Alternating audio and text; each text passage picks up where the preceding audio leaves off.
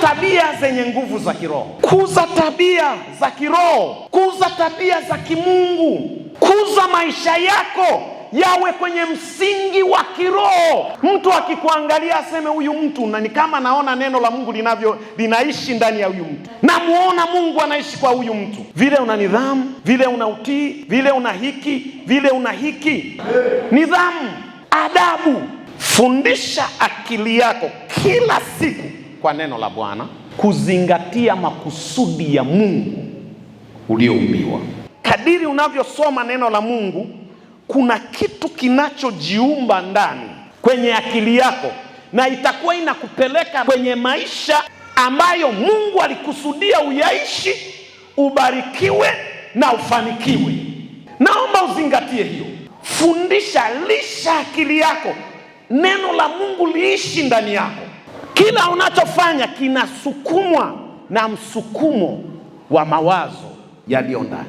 Sasa lazima tuwe makini. Nidhamu inaanza ndani, inaanza moyoni. Nidhamu inaanza kwenye nafsi yako. Lazima utrain akili yako, train ufahamu wako kumcha Mungu. Ndivyo utakavyoendelea kuwa na nidhamu. Kulitii neno la Mungu kuna kutengenezea nidhamu automatic. Ngoja nikwambie kitu kingine. Mafanikio hayaji kama mlipuko tupu. Mafanikio ni matokeo ya kinidhamu, na nidhamu ikiondoka, mafanikio nayo huondoka. Nidhamu ni moja ya changamoto ambayo ni kama vita vikubwa ambavyo mtu anakabiliana navyo kila siku. Ili kupata nidhamu ama kupata tabia iliyo njema kila siku, lazima kuwe na mzunguko unaoyakabili maisha yako kila siku ya kinidhamu, ili ubaki kwenye msingi wa kumcha Mungu.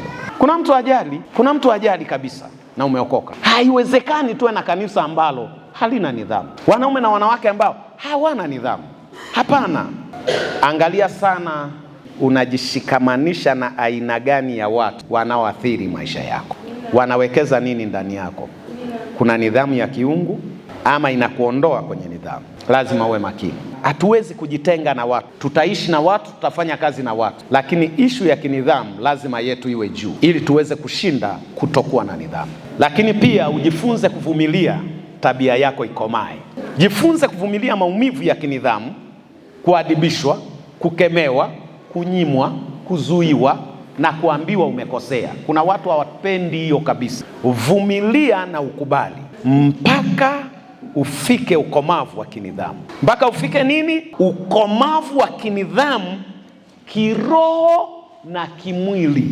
Uwe tayari kuvumilia maumivu. Wewe kuambia la mwisho, kuna vitu vidogo vidogo sana. Wahi ibada ili uonekane una nidhamu, utawahi. Hauna haja ya kurudiwa mara mbili. Tuko pamoja?